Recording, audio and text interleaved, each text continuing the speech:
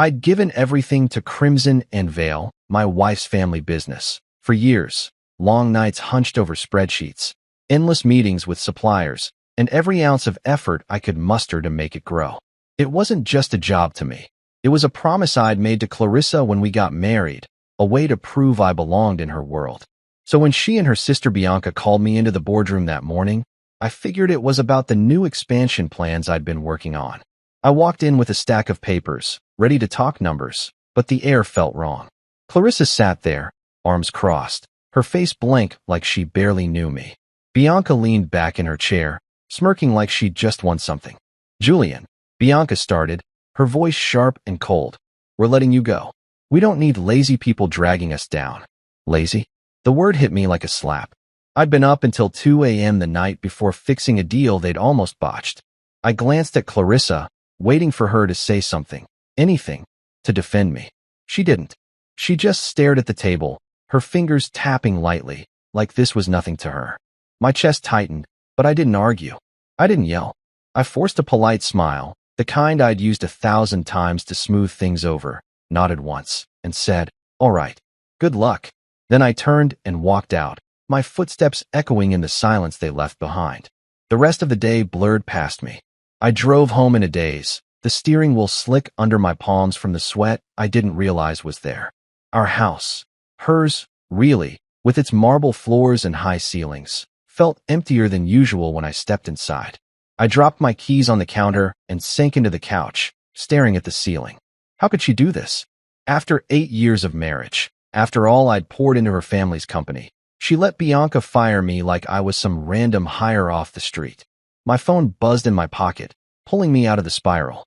It was a text from Marco, the accountant who'd been with me through every late-night budget crunch.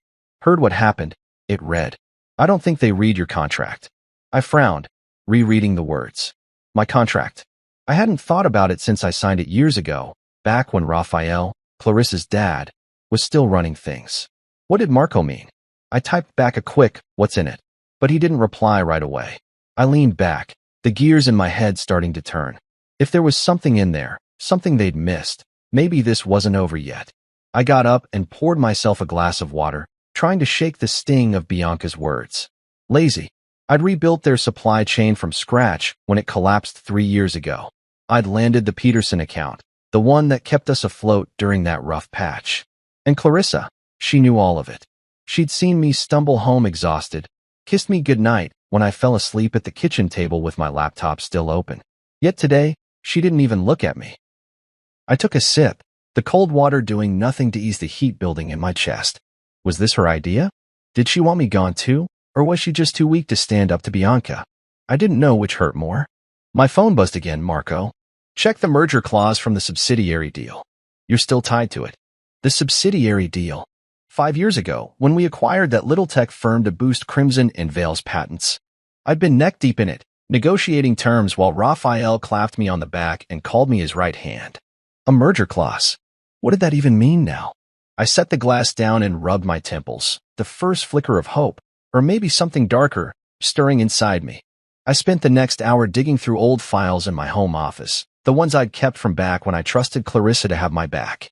The contract was buried in a folder labeled C&V Merger 2020, yellowed at the edges but still legible. I skimmed the pages, my eyes catching on legalese I barely understood, until I hit page 17. There it was, in black and white. My name, listed as co-chairman of the subsidiary, with full authority over its assets. Assets that included Crimson and Veil's intellectual property, trademarks, patents, the whole backbone of the company. My heart thudded. They couldn't fire me from that. It wasn't their call. I sat back, staring at the paper, a slow smile tugging at my lips, not the polite one this time, but something real. They'd made a mistake, a big one, and they didn't even know it yet. I picked up my phone and texted Marco, found it. "What now?" His reply came fast, "Sit tight. Let them figure it out." I leaned back in my chair, the weight of the day shifting. They thought they'd cut me loose, but they just handed me the rope. All I had to do was wait. The morning after they fired me, I woke up to the sound of my phone ringing, cutting through the quiet of the house like a knife. I rolled over, the bed cold on Clarissa's side. She hadn't come home last night, probably crashing at Bianca's after their little victory.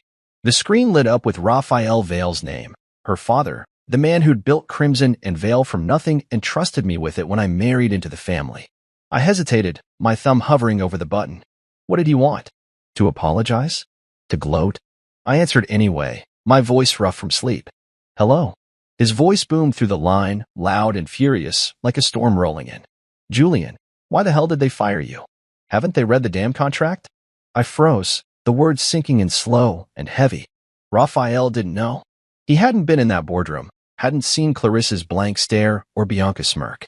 I let the question hang there, not sure how to answer or if I even should. I don't know, Raphael, I said finally, keeping my tone steady. You'd have to ask them. He cursed under his breath, something about those girls and ruining everything, but I barely heard it. My mind was already racing back to that merger clause Marco tipped me off about, the one buried in my contract. Raphael's anger meant something big was coming, and I had a feeling I was holding the key to it. I got out of bed and shuffled to the kitchen, the phone still warm in my hand from the call. The house felt too big, too silent without Clarissa's usual chatter or the clink of her coffee mug. I made myself a pot of coffee, the smell filling the air as I replayed Raphael's words. Haven't they read the damn contract? He sounded panicked, not just mad, like he knew something they didn't. I poured a cup and sat at the table, staring out the window at the gray sky. Yesterday, I'd been blindsided, kicked out like trash. But now I was starting to see the cracks in their plan. That subsidiary deal from 5 years ago wasn't just some footnote, it was a lifeline, and I was still tied to it. Co-chairman of the IP holding, with control over everything that made Crimson and Vale worth a damn. I took a sip, the bitterness matching the taste in my mouth from how they treated me. If Raphael was this worked up, it meant Clarissa and Bianca had no idea what they'd stepped into, and I wasn't about to tell them. My phone buzzed again, a text from Marco this time. Raphael just called me too. He's losing it. Said the girls screwed up big. I smirked, typing back. He called me first. What's he saying? Marco's reply came quick, kept asking about the merger terms. Think he's worried about the patents. The patents. Of course. Crimson and Vale wasn't just a name. It was a brand built on tech designs and trademarks, all locked up in that subsidiary I'd helped acquire. Without my signature, they couldn't license anything, couldn't move forward on new deals. I set the phone down and leaned back, the coffee warming my hands. Yesterday, I'd felt like a fool, walking out of that boardroom with my tail between my legs. But today I was starting to feel like the one in control. Raphael's call wasn't just a rant. It was a warning, one Clarissa and Bianca hadn't heard yet. I wondered how long it'd take them to figure it out, how long before they came crawling back. I spent the rest of the morning pacing the house, my mind spinning with what-ifs. What if they tried to fight it? What if they called their fancy lawyers? I didn't know much about legal stuff, but I knew enough to trust Marco and Raphael. If he was this mad, it meant the contract was ironclad.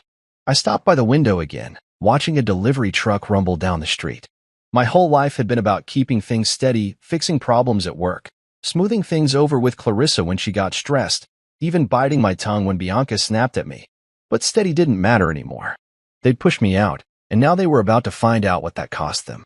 My phone rang again. Raphael, round 2. I picked up, ready this time. Julian, he said, quieter now, like he'd worn himself out. I'm sorry about this. I didn't know they'd pull something so stupid. I nodded, even though he couldn't see me. It's done, I said. But what's in that contract, Raphael? What's got you so riled up?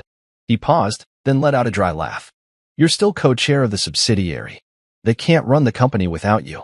I didn't say anything, just let that sink in. He was right, and they didn't even know it yet. I was still reeling from Raphael's call when the reality of it all started to settle in, heavy and real, like a weight I could feel in my bones. Clarissa and Bianca had fired me without a second thought, but now they were about to find out what that really meant. It was late afternoon when Marco texted me again. They're in a meeting with the lawyers. Word is, they just read the contract. I could picture it, Clarissa sitting stiff at the head of the table, Bianca pacing like a caged animal, both of them staring at those pages like they'd turned to poison. I didn't have to be there to know what they'd found. 5 years ago, when we bought the tech subsidiary to beef up Crimson and Vale's portfolio, I'd been named co-chairman of it. It wasn't a big deal back then, just a title Raphael threw in to keep things smooth during the merger. But now it was everything. That subsidiary owned all the intellectual property rights, the patents, the trademarks, the designs that kept the company alive. Without my sign-off, they couldn't do a damn thing. I sat on the couch, the contract spread out on the coffee table in front of me, and let that sink in.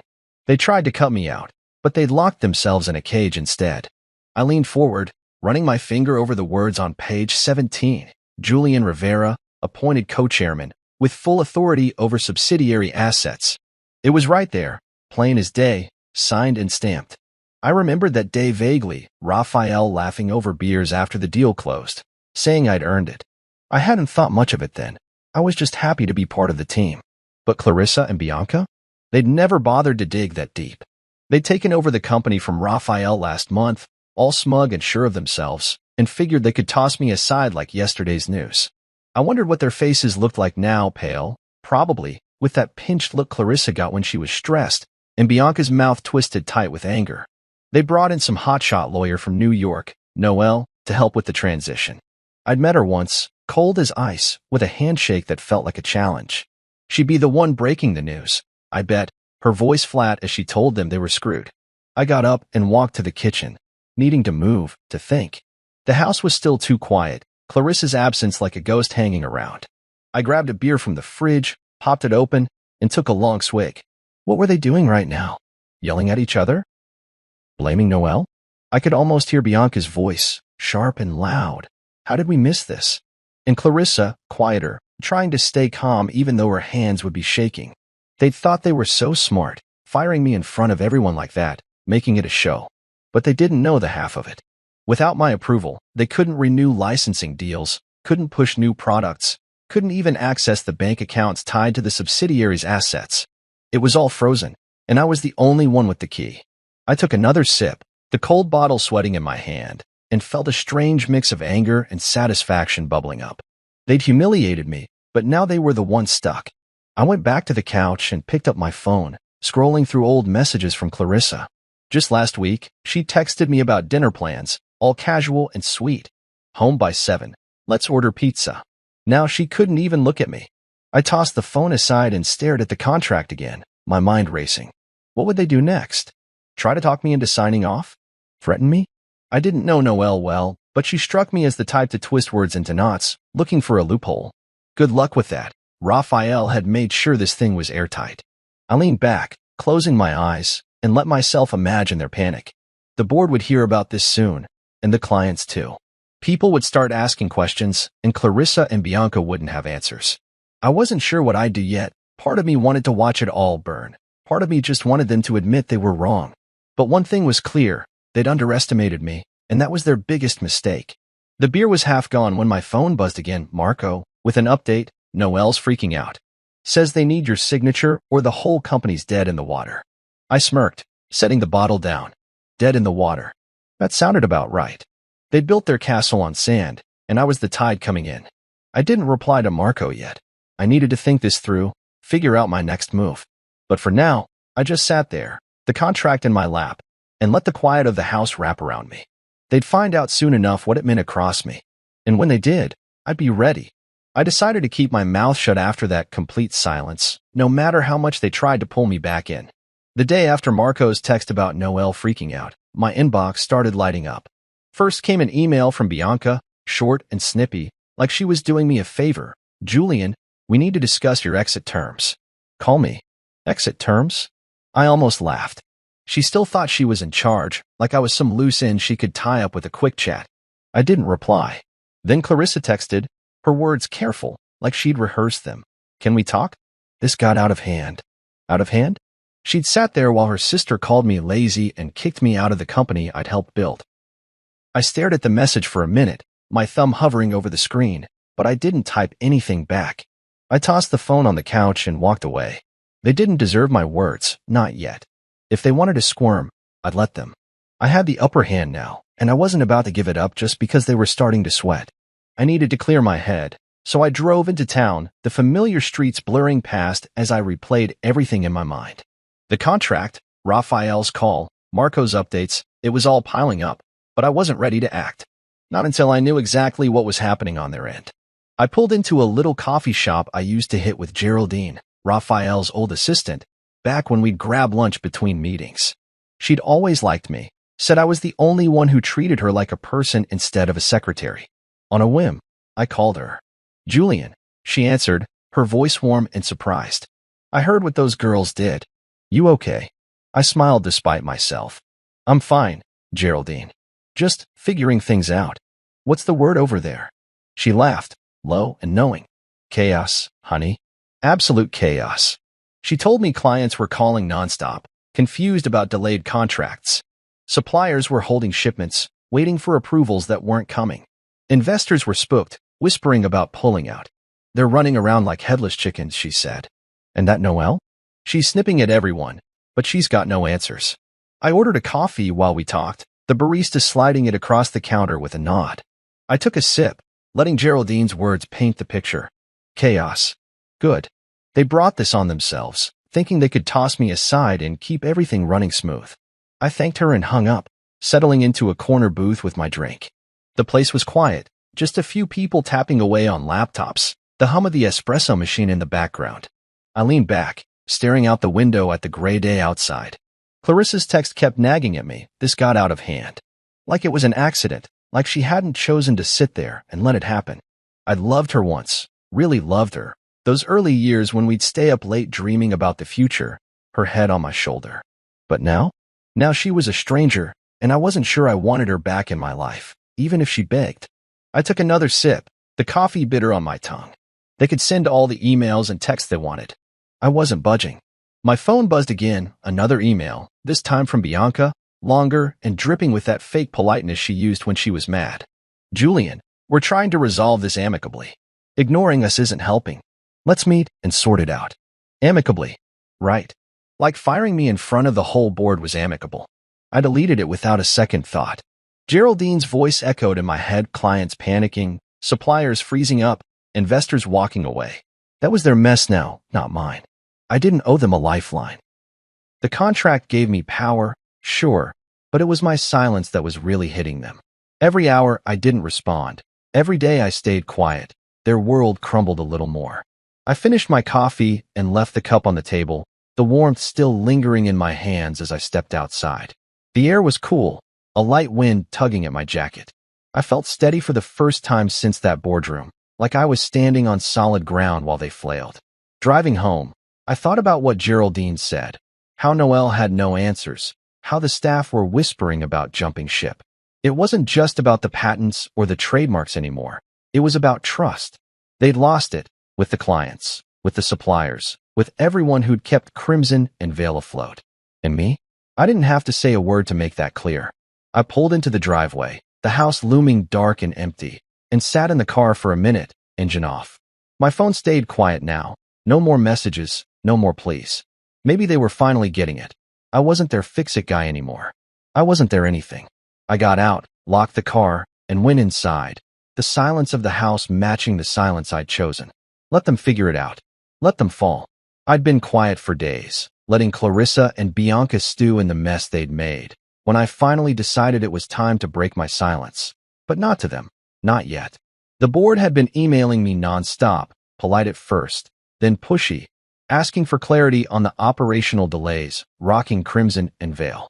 I could have ignored them too, let the whole thing collapse under its own weight, but something in me wanted them to know exactly what was happening and why.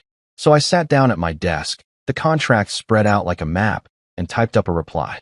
Not a rant, not a plea, just the facts, cold and clear, from me, Julian Rivera, co-chairman of the subsidiary they'd forgotten about. I laid it out. The merger clause from 5 years ago, my legal authority over the intellectual property, and how, without my signature, nothing could move. Not the trademarks, not the patents, not a single deal. I didn't ask for my job back or beg for forgiveness. I ended it with one line. I'm asking for accountability, not reinstatement. Then I hit send, copied every board member, and leaned back in my chair, the weight of it lifting just a little.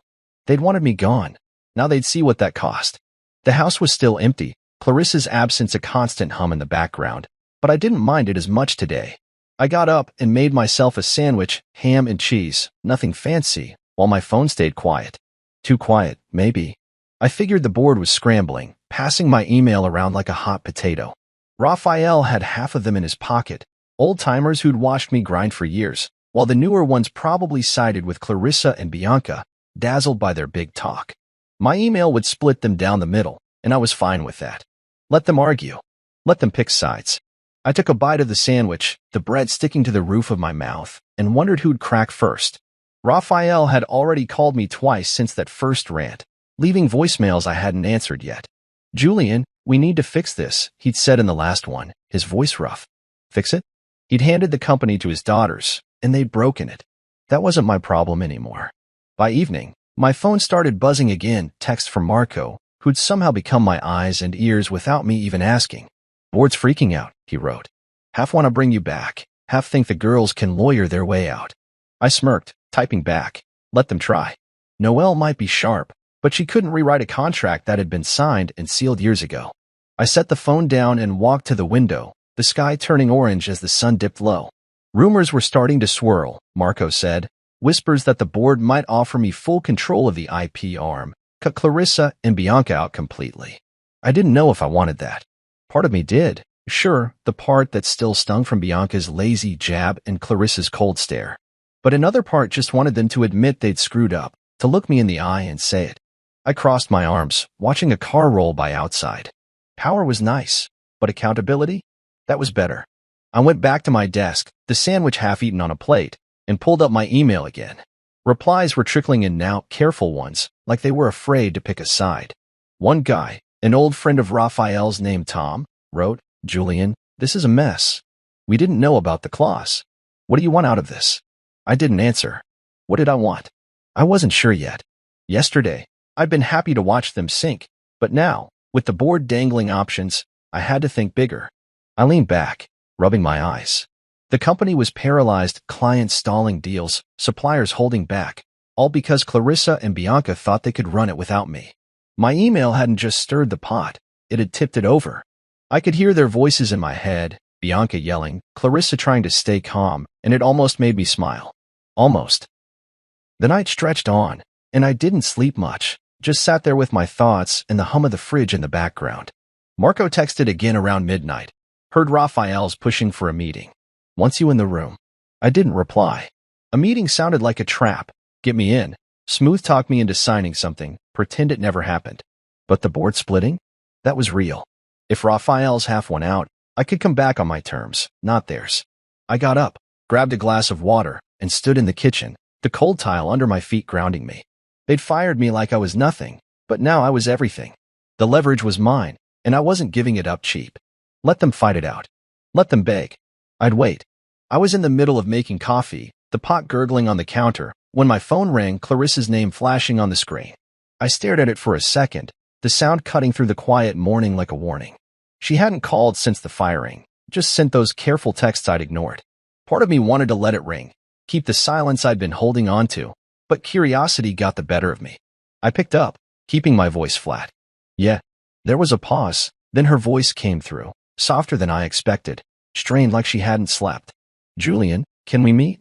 Please." I didn't say anything right away, just let her words hang there. Meet? After everything? I could hear the desperation under her tone, the crack in that cool front she'd kept up in the boardroom. "Why?" I asked finally, leaning against the counter. She sighed, a shaky sound. "This whole thing, it's a misunderstanding. I want to fix it." A misunderstanding. I almost laughed, but I didn't. I just said, "Okay. Noon. That place on 5th. She agreed quick, like she was afraid I'd change my mind, and hung up.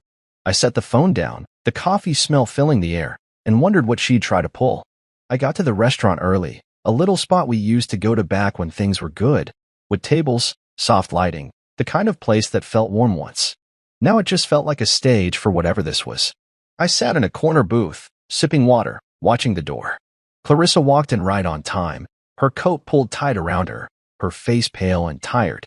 She saw me and forced a smile, the kind that didn't reach her eyes, then slid into the seat across from me. "Hey," she said, her voice light, like we were just catching up. I nodded, keeping my expression blank. "Hey." She fidgeted with her napkin, then leaned in a little. "Julian, I'm sorry about how this went down. It wasn't supposed to be like that." I raised an eyebrow, waiting. She kept going, her words tumbling out now. Bianca pushed for it, and I didn't know how to stop her. We can work this out, right? You don't have to freeze everything. I listened, my hands still on the table, not smiling, not moving. She was trying to charm me, like she used to when she'd messed up, big eyes, soft voice, all of it. But it didn't hit the same anymore. The waiter came by, and she ordered a salad, her fingers twisting the menu before she handed it over. I got a burger, keeping it simple. When he left, she tried again. We need you, Julian. The company's a mess without those approvals. Can't we just put this behind us? I took a sip of water, letting her stew for a second. Then I heard Bianca's voice in my head, lazy, and saw Clarissa's blank stare from that day. I set the glass down, slow and deliberate. A mess, huh? Funny how that works. She blinked, caught off guard, but before she could answer, I kept going. You didn't say a word when she fired me. You just sat there. Now it's a misunderstanding. Her face flushed, and she looked down, picking at the napkin again. I didn't want it to happen like that, she mumbled. Bianca said we needed a clean break, and Noelle backed her up. I thought she stopped, like she knew it sounded weak. I leaned forward, my voice low. You thought what? That I'd just take it. She didn't answer right away, and then the food came, breaking the tension for a second. I took a bite of the burger, chewing slow, watching her poke at her salad like she'd lost her appetite. She glanced up, trying a new angle. Bianca's the one who pushed it. She convinced me it was best for the company. Noelle said it was legal. I swallowed, setting the burger down. Noelle's wrong. And Bianca doesn't get to pin this on anyone. You both signed off on it. Her eyes widened, like she hadn't expected me to push back so hard. Julian, please, she said, her voice cracking. We can fix this. Just sign off on the IP stuff, and we'll figure out a role for you. A role?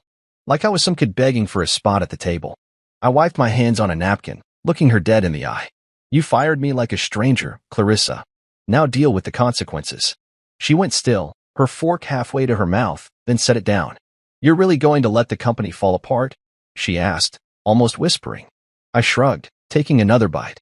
Not my call anymore. You made it yours.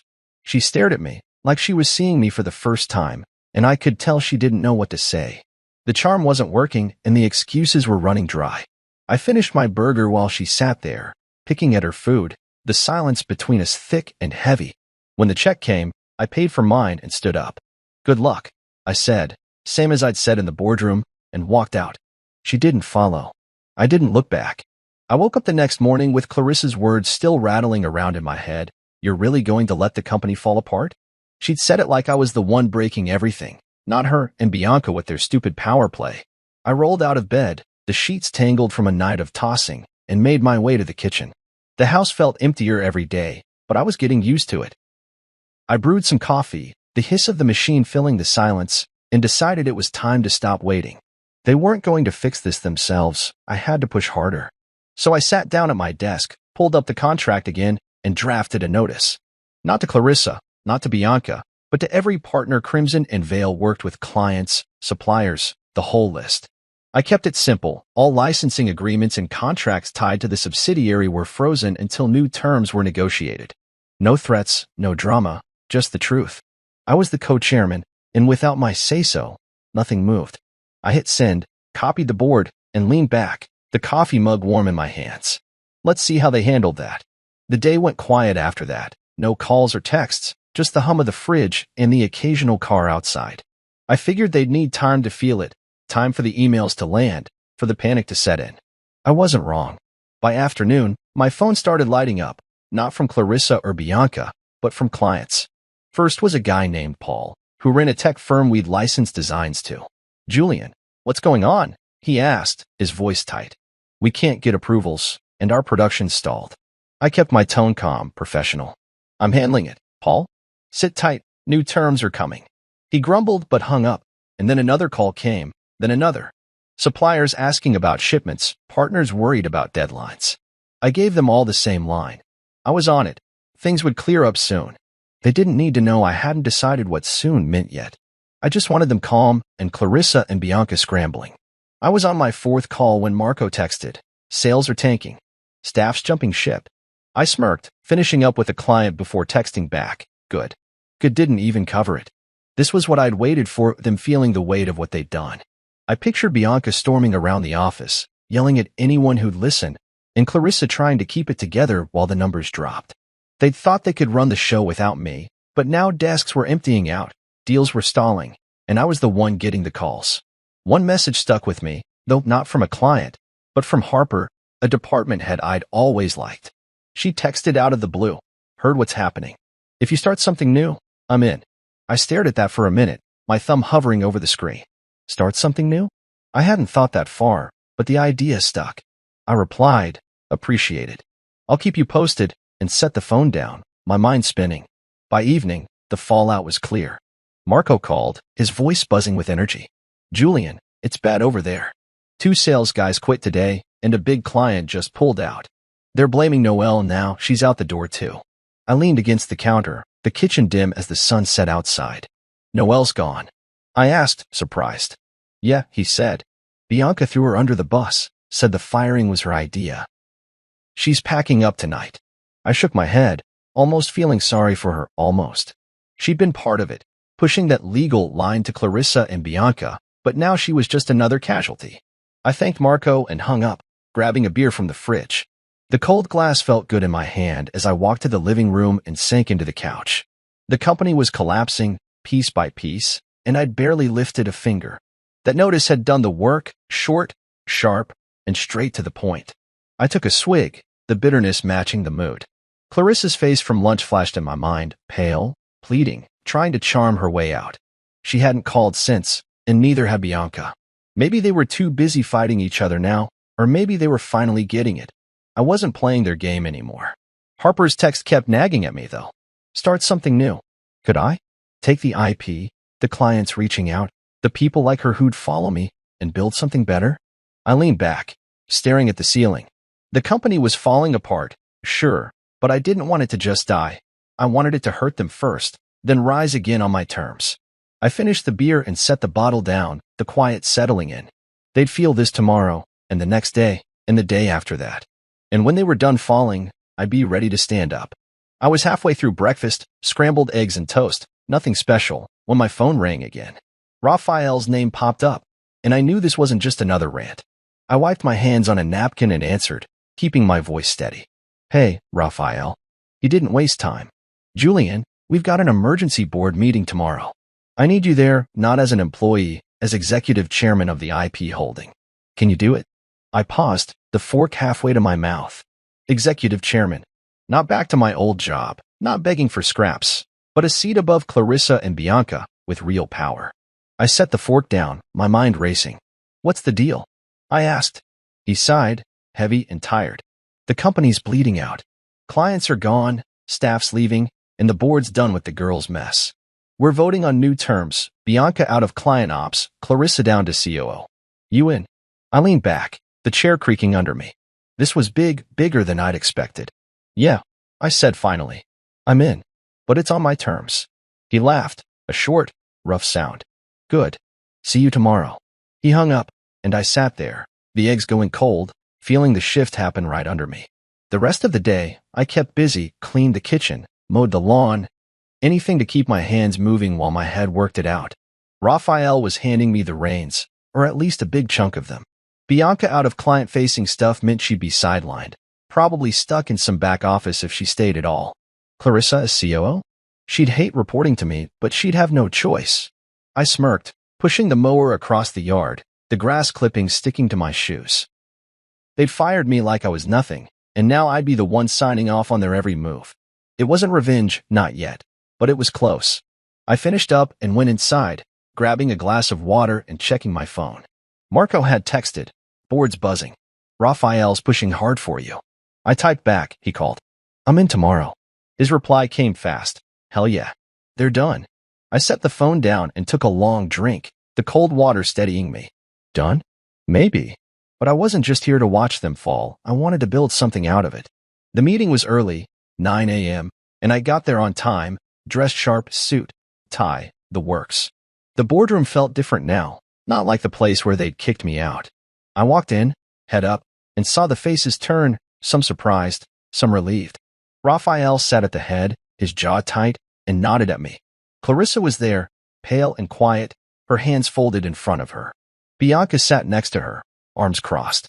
glaring like she could burn a hole through me. I took the seat Raphael pointed to, right near him, and waited. He started fast. "We're here because Crimson and Vale's dying," he said, his voice cutting through the room. "Julian's notice froze everything, and we can't move without him. I'm proposing he comes back, executive chairman of the IP arm. Bianca's off client ops, Clarissa's COO. Vote it now." The room went still, then hands went up, Raphael's crew first, then a few others. It passed, quick and clean. Bianca shoved her chair back and stormed out, the door slamming behind her. Clarissa didn't move, just stared at the table. I didn't say much during the meeting, just listened as Raphael laid out the damage, lost deals, empty desks, angry investors. When it was my turn, I kept it short. "I'll unfreeze the IP when we've got new terms that work. I'm not here to sink it, I'm here to fix it." Nods around the table, even from the ones who'd hesitated. Clarissa finally looked up, her eyes meeting mine for a second before dropping again. She knew it was over, her big takeover, her sister's grand plan, all of it. The meeting wrapped, and people filed out, Raphael clapping me on the shoulder as he left. "Good to have you back," he said. I nodded, but I wasn't back, not like before. This was new, and it was mine. Clarissa lingered, gathering her things slow, like she wanted to say something. I didn't wait. I walked out, the boardroom behind me, and headed to my car. The air outside was cool, the sun just climbing, and I felt steady, grounded. Back home, I sat at my desk, the contract still there like a trophy. The vote was done, but the work was just starting. I'd have to unfreeze the IP soon, get clients back on board, stop the bleeding. But first, I needed terms, rules that kept Clarissa and Bianca in check, that made sure no one could pull this again. I grabbed a notepad and started jotting ideas, my pen scratching across the page. Bianca was gone from the front lines, and Clarissa? She'd have to swallow reporting to me. I smirked, imagining her face in meetings, trying to keep that cool mask on. This wasn't the end, it was the start. And I was ready. I woke up the next morning with a clear head, the board's decision still fresh and real. The sun was just creeping through the blinds as I made coffee, the pot hissing like it was cheering me on. Executive chairman, those words kept rolling around in my mind, heavy but good. Clarissa and Bianca had tried to shove me out, but now I was back, higher up than ever, and they couldn't touch me. I took my mug to the desk, the contract still sitting there, and started planning. The company was a mess, clients gone, staff thin, sales flat. But I wasn't here to just patch it up. I wanted it stronger, better, and free of the entitled nonsense they'd brought in. I pulled out my laptop and started typing, laying out a new structure, merit-based hires, clear rules, no more family favors. Clarissa could stay as COO, but she'd answer to me now, and Bianca? Her apology email came in overnight. "Julian, I'm sorry, let's talk," but I didn't bother replying. She was out of the game, and I had work to do. First thing, I called Marco. He picked up quick, his voice bright. "Boss man, heard the news, congrats." I smiled, sipping my coffee. "Thanks. I'm making you CFO. You in?" He laughed, loud and easy. "Hell yes. When do I start?" I told him today, right now, get in, clean up the books, figure out what we could save. He was loyal, smart, and didn't mess around. I needed him. Next, I texted Harper, the department head who'd offered to jump ship with me. VP of Brand Strategy. "You still mean it?" Her reply came fast. "Absolutely. I'm there." I nodded to myself, adding her to the list. New talent, people I could trust. That's how we'd turn this around. I spent the morning sketching it out, cut the dead weight, bring in fresh faces, rebuild from the ground up. The old Crimson and Veil was gone. This was mine now, and I'd make it work. By noon, I was back at the office, not my old desk, but a new space they'd cleared out, big windows and a view. Clarissa was already there, sitting in a meeting room with some of the staff, her face tight but professional. I didn't go in, just watched through the glass for a second. She glanced up, saw me, and looked away fast, like she couldn't hold it. Good. Let her feel it. I settled into my chair and started emails. Clients first, short and straight. IP's unlocking soon, new terms coming, stick with us. A few replied quick, relieved, saying they'd wait. Then suppliers, same deal, we're sorting it, shipments resume next week. The responses piled up, cautious but hopeful, and I could feel the tide turning. This wasn't just about holding power, it was about using it right. Afternoon hit, and I called the first meeting, me, Marco, Harper, and a few others I'd cherry-picked from the old crew. Clarissa had to be there too, part of her COO gig, and she walked in last, her heels clicking sharp on the floor. She sat across from me, hands folded, eyes on the table. I didn't waste time. We're restructuring, I said, passing out my notes. Merit hires, no favoritism. Marco's CFO, Harper's VP of brand. Clarissa, you'll handle ops, daily reports to me. She nodded once, quick and stiff, not arguing. Marco grinned, flipping through the pages, and Harper leaned in, already tossing out ideas. We went for hours, budgets, timelines, new branding plans, building something real while Clarissa sat quiet, taking notes. She tried to keep her dignity, her voice steady when she spoke, but I could see it wearing on her. Every decision ran through me now, and she couldn't dodge that. After, Marco hung back, clapping me on the shoulder. This is solid, Julian. We've got a shot. I nodded, stacking my papers. Yeah, just keep the numbers tight. He left, and I stayed, watching the office empty out. Clarissa lingered too, gathering her stuff slow, like she was working up to something. Finally, she came over, her voice low.